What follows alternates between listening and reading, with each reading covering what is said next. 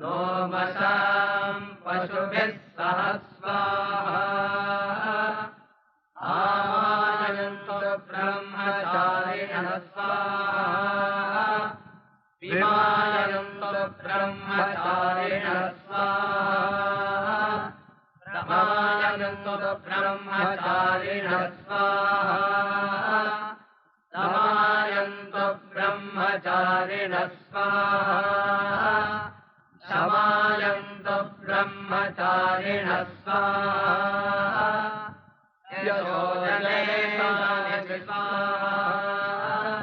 श्रेयान्वत्यशोदानि स्वाहा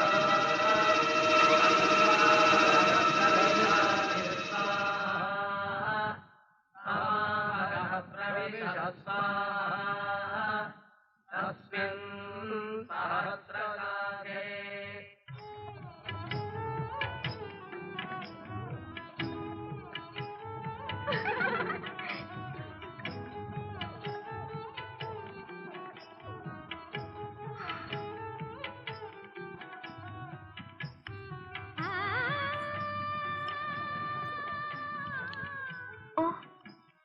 തിരിച്ചെത്തിയോ? ഞാൻ അറിഞ്ഞില്ല. പാർപ്പിടം മാറ്റിയത് കൊണ്ടൊന്നും മകൻ നേരെയാകാൻ പോകുന്നില്ല എന്ന് അച്ഛൻ ബോധ്യമാണ്. ഇന്ദ്രപ്രീതിക്കായി ജപഹോമങ്ങൾ നടത്താത്ത ജനപദങ്ങളില്ല. എന്നിട്ടും ഒരു മഴമേഘം കൂടി അംഗരാജ്യത്തിന്റെ മുകളിലേക്ക് വരുന്നില്ലല്ലോ. അവിടുത്തെ അച്ഛൻ എന്തു പറഞ്ഞു? അദ്ദേഹത്തിന്റെ വകയായുള്ള ഹവിസും അഗ്നിയിൽ വീഴുന്നുണ്ട്. നടക്കട്ടെ. ശവങ്ങളുടെ ദുർഗന്ധം കുറയാൻ അകൽപ്പുക നല്ലതാണ്. നിൽക്കൂ, ഞാൻ പറഞ്ഞു കഴിഞ്ഞില്ല. ഈ പിൻവാതിക്കൽ ഞാൻ ഇത്ര നേരം കാത്തുനിന്നത് തെറ്റ്. മുൻവാതിലൂടെ അകത്ത് വരാമായിരുന്നില്ലേ? മടിശീലയിൽ സ്വർണ്ണ നിഷ്കങ്ങളില്ല.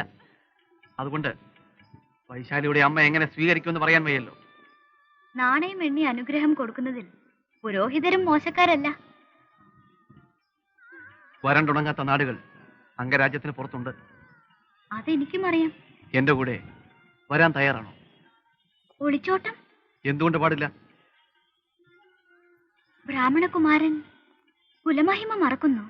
ലേലം വിളിക്കാൻ ഒത്തുകൂടുന്ന വണിക്കുകളുടെ കൂട്ടത്തിൽ മത്സരിക്കാൻ ഞാനാളല്ല. വധുവായി മകളെ നൽകാൻ ഞാൻ അമ്മയോട് ആവശ്യപ്പെട്ടാലോ? എന്നിട്ട് അച്ഛനെ തൊടാൻ അവകാശമില്ലാത്ത നിന്യ സന്തതികളെ ദാസി പെണ്ണിന് ദാനം ചെയ്യണമായിരിക്കും. ഓഹോ, രതിശില്പം മാത്രമല്ല, തർക്കശാസ്ത്രം ഉണ്ടായിരിക്കും വേശികളുടെ പാഠ്യക്രമത്തിൽ. വണിക്കുകൾ പൊൻപണം കൊണ്ട് വാങ്ങാൻ ശ്രമിക്കുന്നത് നിങ്ങൾ ബ്രാഹ്മണർ അധികാരം കൊണ്ട് പിടിച്ചെടുക്കാൻ വരുന്നു. അത്രയുള്ളൂ വ്യത്യാസം. എല്ലാ ബ്രാഹ്മണരെ അടച്ചാക്ഷേപിക്കരുത്. ഏതോ ഒരു ബ്രാഹ്മണനോട് രാജാവ് ദുർമുഖം കാട്ടിയതിന് ഈ രാജ്യത്തെ മുഴുവൻ അടക്കി ശപിച്ചവരല്ലേ നിങ്ങൾ?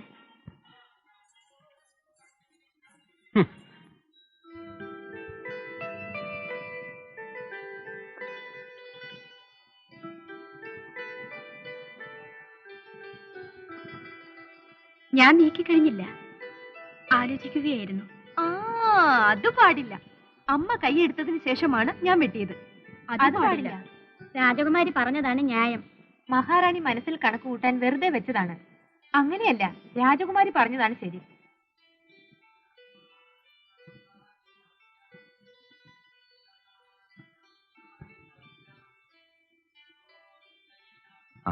കളി നടക്കട്ടെ.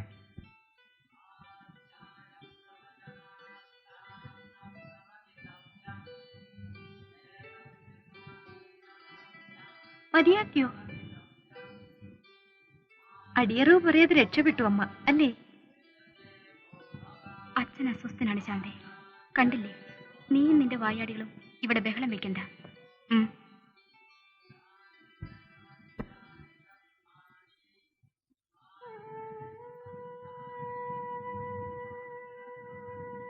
രാജഗുരു വന്നിട്ടും പ്രയോജനമുണ്ടായില്ല, അല്ലേ?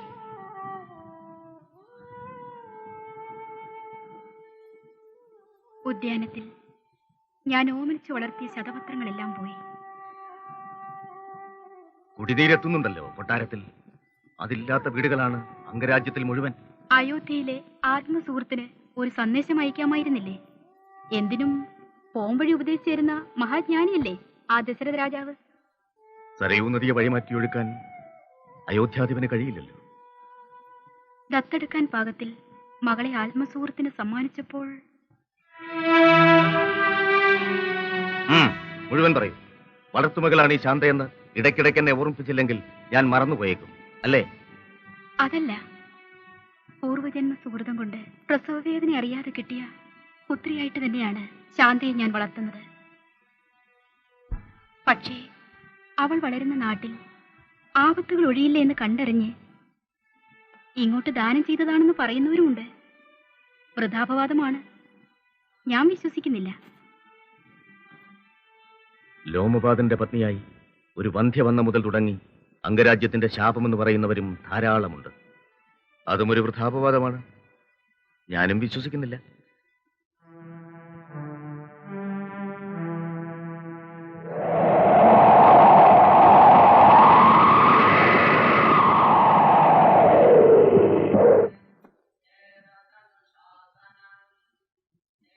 അച്ഛന്റെ മനക്ലേശം ഞാൻ മനസ്സിലാക്കുന്നു. ചക്രവാളത്തിൽ പോലും ഒരു കാർമേഘമെങ്കിലും തലനീട്ടുന്നില്ല. ഹോമാഗ്നിയുടെ ചൂടും നഗരവാസികൾക്കൊരു ശിക്ഷയാവുന്നില്ലേ എന്നാലോചിച്ചു പോകുന്നു. ഞാൻ തപസ് അനുഷ്ഠിച്ചാൽ മഴമേഘങ്ങളെ തടവിൽ വെച്ച് ദേവദേവൻ കനിയുമോ? ഏത് കഠിന വ്രതവും ഞാൻ ഏറ്റെടുക്കാം. വെറും വാക്കല്ല. എന്നെ അനുവദിക്കൂ.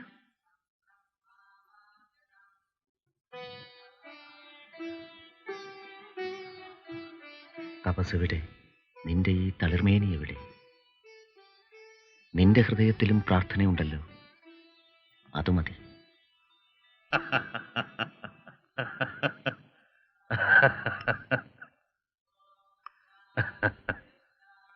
സന്തോഷവാർത്ത എന്താണ്? പറയൂ. അർത്ഥസുഷുപ്തിയിൽ ഞാൻ എന്റെ ആചാര്യൻ ആസുര മഹർഷിയെ കണ്ടു. ഒരു വിചിത്രമായ സ്വപ്നം.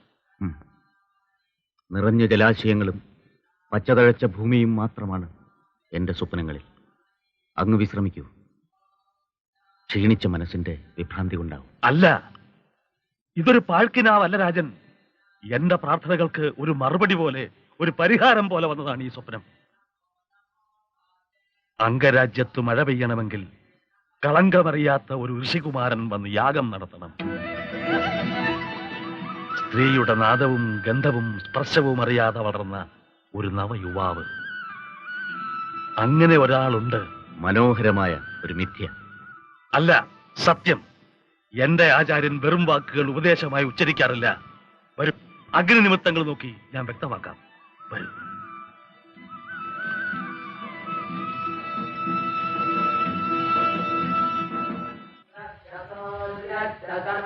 ब्रह्म प्रजापति भूतं वदिष्ये भुवनं वदिष्ये तेजो वदिष्ये यशो वदिष्ये तपो वदिष्ये ब्रह्म वदिष्ये सत्यं वदिष्ये तस्मा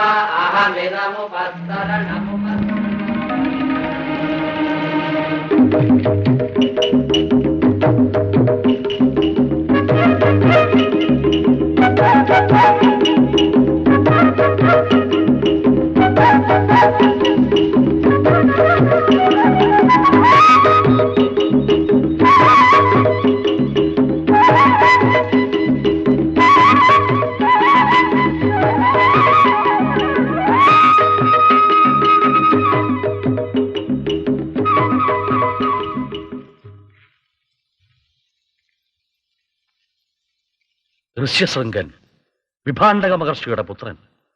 കാഴ്ചദ്രവ്യങ്ങളുമായി സന്ദേശവാഹകർ പുറപ്പെടട്ടെ. കുമാരനെ അയച്ചു തരാൻ നമ്മുടെ പ്രതിനിധിയായി താങ്കൾ തന്നെ മഹർഷിയോട് അഭ്യർത്ഥിക്കൂ. നിൽക്കൂ. വിഭാണ്ഡകനെ പറ്റി അങ്ങക്ക് എന്തറിയാം? മഹാമഹർഷിയാണ്, കശ്യപവംശത്തിലെയാണെന്നും അറിയാം. വിഭാണ്ഡകൻ കോപത്തിൽ ദുർവാസാവിനോട് കിടനിൽക്കും. ആശ്രമ പരിസരത്തിൽ മനുഷ്യജീവികളെ അടുപ്പിക്കാറില്ല. പിതാവിനെ ഒഴികെ മറ്റൊരാളെയും ഋഷ്യശൃംഗൻ കണ്ടിട്ടില്ല. ഏതോ ഒരു ദുർബല നിമിഷത്തിൽ അപ്സരസിന്റെ സൗന്ദര്യം കണ്ട് തപം മറന്നതിന്റെ ഫലമായുണ്ടായ സന്തതിയാണവൻ. തന്റെ തെറ്റ് മകന് പറ്റാതിരിക്കാൻ മനുഷ്യ സമ്പർക്കം തന്നെ നിഷേധിച്ചാണ് അവനെ വളർത്തുന്നത്.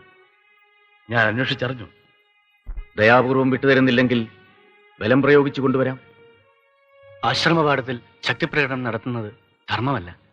പക്ഷേ അംഗരാജ്യത്തിന്റെ കെടുതി ആലോചിക്കുമ്പോൾ അതൊരപരാധവുമാവില്ല. വിഭാണ്ഡകന്റെ തപശക്തി അത്യുഗ്രമാണ്. അടുക്കുന്നവരെ പാറക്കല്ലെറിഞ്ഞോടിക്കാൻ മലകളെ കാവൽ നിർത്തിയത് കെട്ടുകഥയല്ല. എങ്കിൽ ഒരു വൻ സൈന്യം തന്നെ പുറപ്പെടട്ടെ.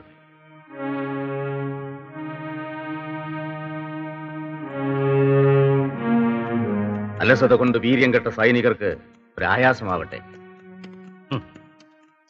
ഋഷിവാടങ്ങൾ ആക്രമിച്ച് കയറിയ ക്ഷത്രിയയുടെ വംശനാശത്തിന്റെ കഥകൾ അങ്ങ് മറക്കുന്നു.